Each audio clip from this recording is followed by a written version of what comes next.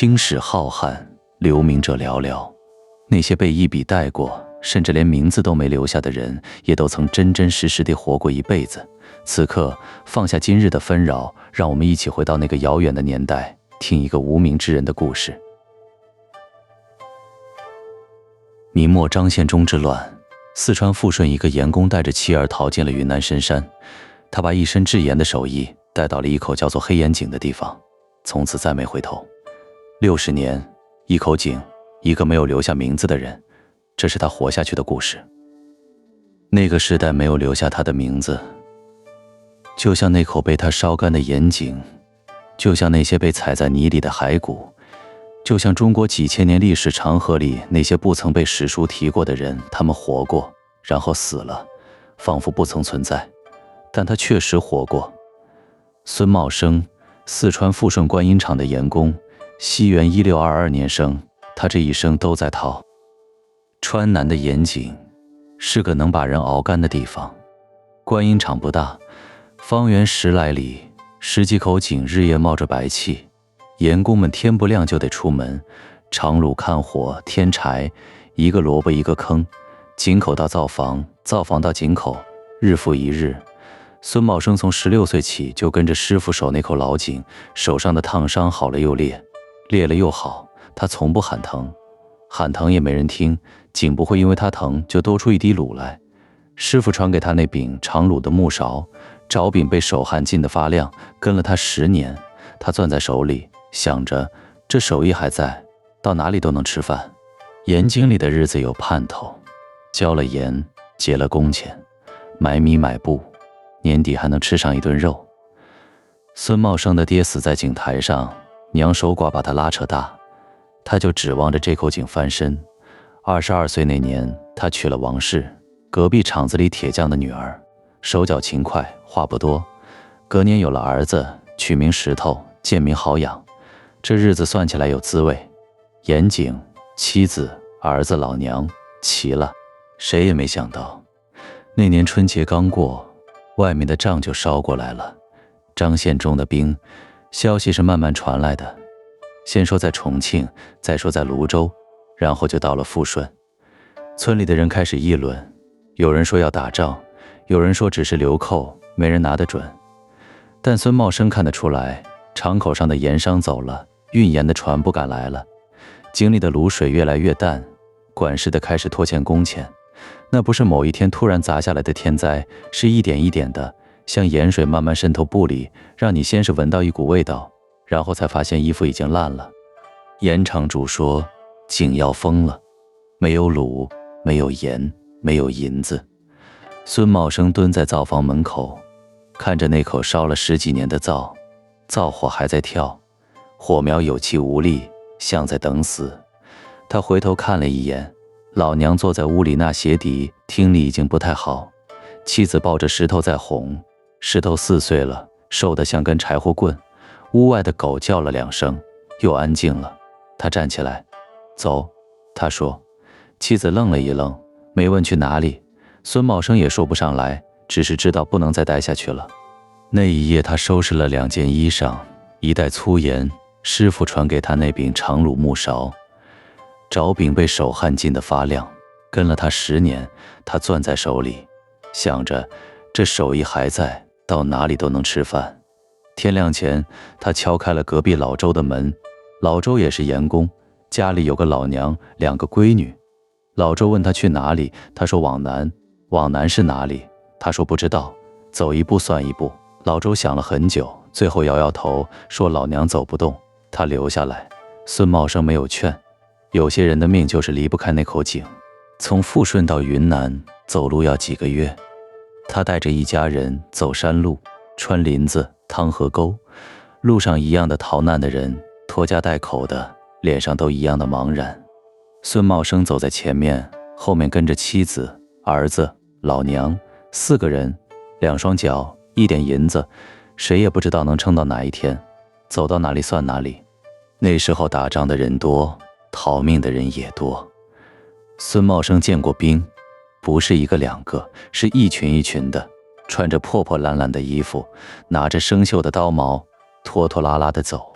队伍前面有人骑马，后面有人押队，中间夹着一些被绳子拴着的人，眼神空空的，像是已经死了，又像是还没死。孙茂生带着家人躲到林子里，躲在岩石后面，躲在沟里不出声。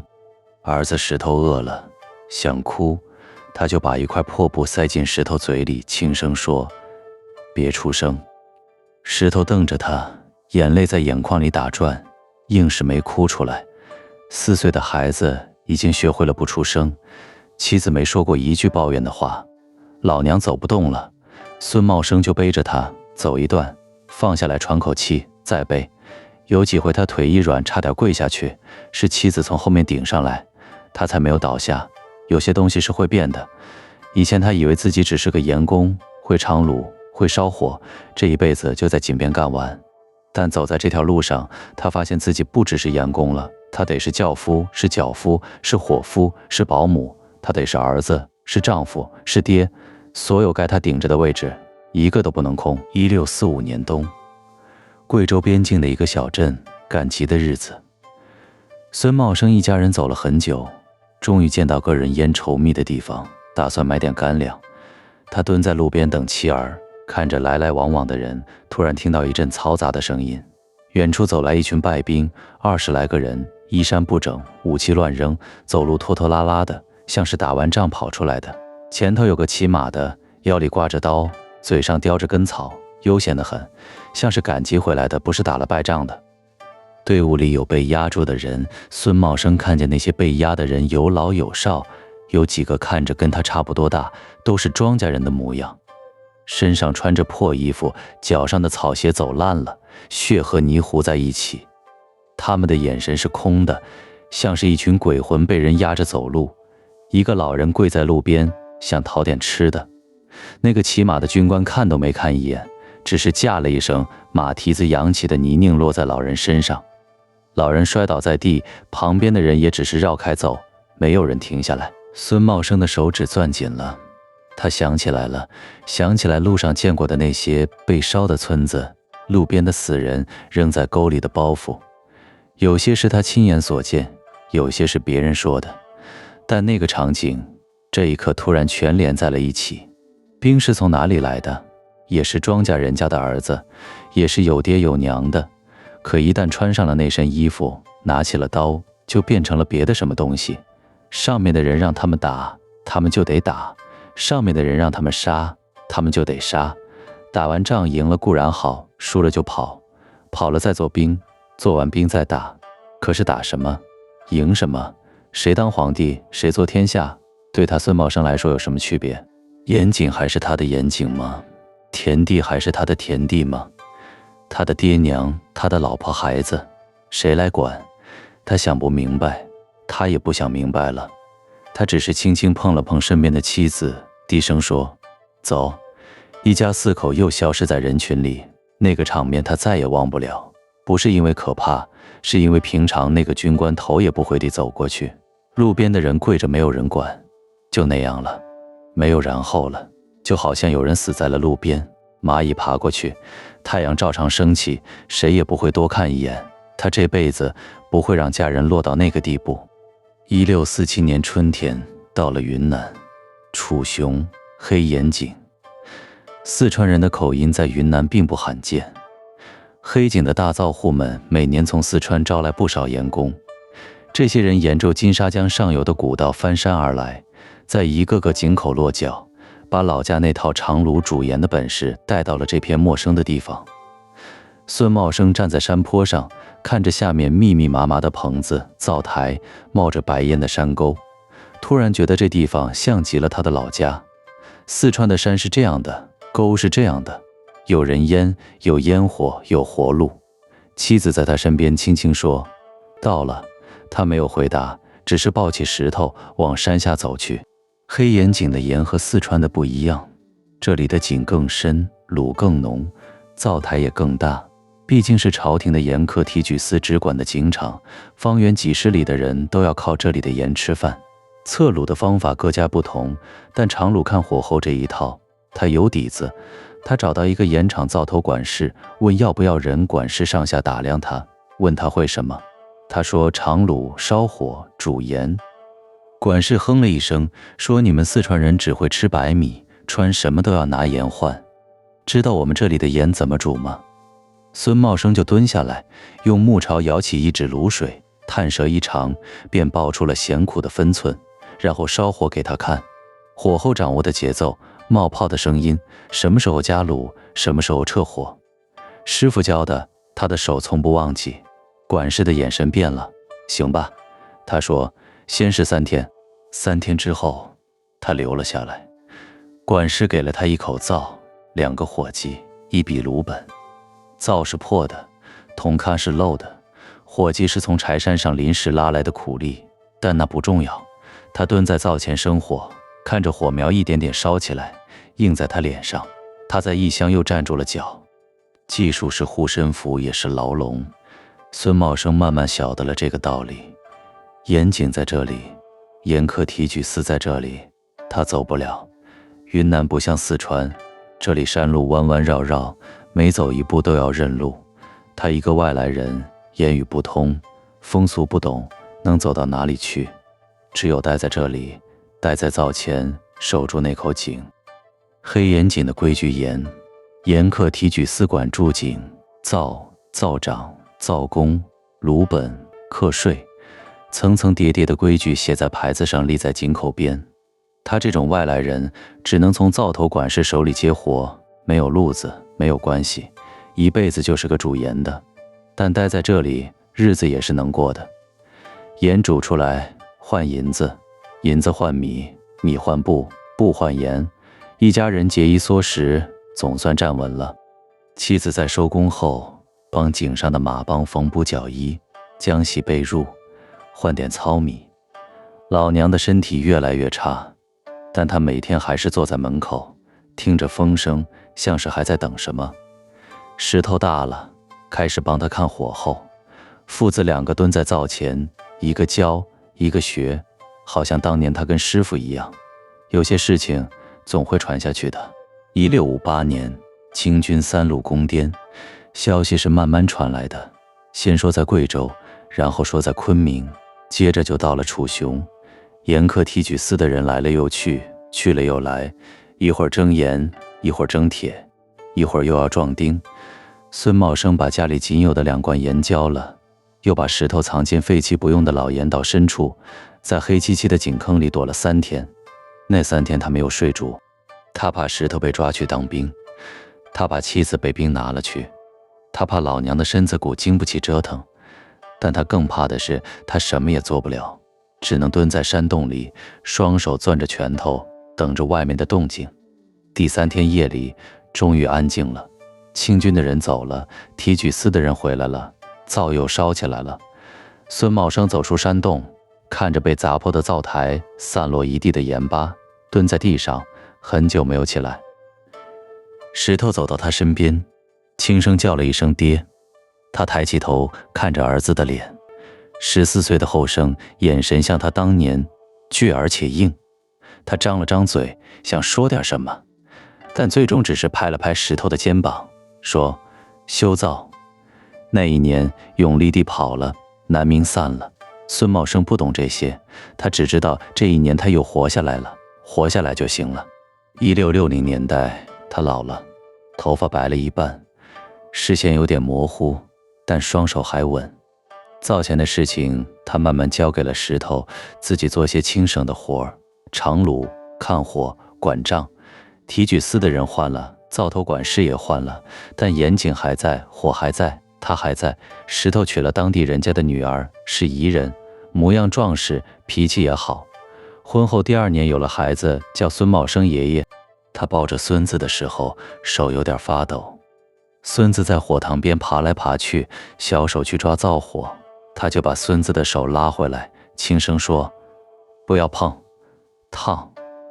孙子瞪着他，眼睛圆圆的，像石头小时候。他突然想起那一年，也是这样的火，也是这样的灶，也是这样的父子，只是那时候他是石头的爹，现在他是孙子的爷爷。时间就像灶里的火，一直烧，一直烧，烧到最后只剩下灰烬，然后又是一把新火。他想着这些，突然有点说不上来的难过。某个晚上，他一个人坐在灶前看火，石头不在，去山里收柴了。妻子在屋里哄孙子睡觉。老娘3年前走了，走的时候很安详，说总算看到石头娶了媳妇，这一辈子算是对得起孙家了。他坐在那里，火光跳动，照在他脸上。他想起1645年那个冬天的早晨，贵州边境的那个小镇，路边跪着的老人，头也不回的军官。那个场面他从来没有跟任何人说过，不是不想说，是说了也没用。石头走过来，叫了一声爹。孙茂生抬起头，石头在他身边坐下，问：爹，你在看什么？他想了想，说：在想事情。石头说：想什么？孙茂生看着火，火光照在他脸上，皱纹很深，但眼神已经渐渐空了。他说：石头，你说人为什么要打仗？石头想了想，说：上面的人要打就得打。孙茂生说：那打完了谁的好处？石头说：打赢了的好处。孙茂生摇摇头，他说：石头，你知道我年轻的时候见过什么？石头看着他，没有说话。孙茂生的声音很轻，像是在说给自己听，又像是在说给儿子听。他说：我见过一群当兵的走过一个小镇，镇上有个人跪在路边，想讨点吃的，带头的那个连看都没看他一眼，马蹄子踩过去，泥巴溅了那人一身，那人就那么跪着，没有人管。石头静静地听着。孙茂生说：那一年我才20多岁，我想不明白为什么有人要跪着求一口饭，为什么有人可以连看都不看一眼。他的声音更轻了，他说：后来我想明白了，打仗是上面的人要打的，不是下面的人想打的。皇帝要做天下，将军要打胜仗，王爷要地盘，他们打完了，赢的人继续当皇帝，当将军，当王爷，输的人再跑再打。可是老百姓呢？那些被拉去当兵的，那些被抢了粮食的，那些死在路边的，谁管他们？火光跳动，映在他脸上。他说：打到最后，谁赢谁输，跟我有什么关系？盐井封了，我得逃难；粮食被征了，我得挨饿。我的爹娘，我的妻子，我的儿子，他们的命谁来管？石头没有说话。孙茂生看着火，突然笑了一下，苦涩的那种。他说：你问我人为什么要打仗，我活了这么多年，看了一辈子，想了一辈子，我也不知道答案。我只知道一件事，打仗死的都是我们这样的人。他的声音慢慢低下去。他说：打完了，赢家喝酒吃肉，输家连骨头都剩不下，而我们这些蚂蚁只想守着一口井，把日子过下去。他停了下来，灶火烧着，盐水咕咕地响。石头轻声说：爹，你累了？孙茂生摇摇头说：不累，只是想了点事。他站起来，拍拍身上的灰，走回屋里。走到门口的时候，他回头看了一眼灶火，火光跳动，像极了那年他离开四川的时候，灶台前最后的火。那时候他想，这手艺还在，到哪里都能吃饭。现在他想，这手艺还在，他就一直在这里。他这辈子就一个念头，活着，别让家人落到那步田地。这个念头不重也不轻，够他活一辈子了。他的名字没有留在青史中，但他活过。他的名字没有留在任何史书里，但他活过。晚安，好梦。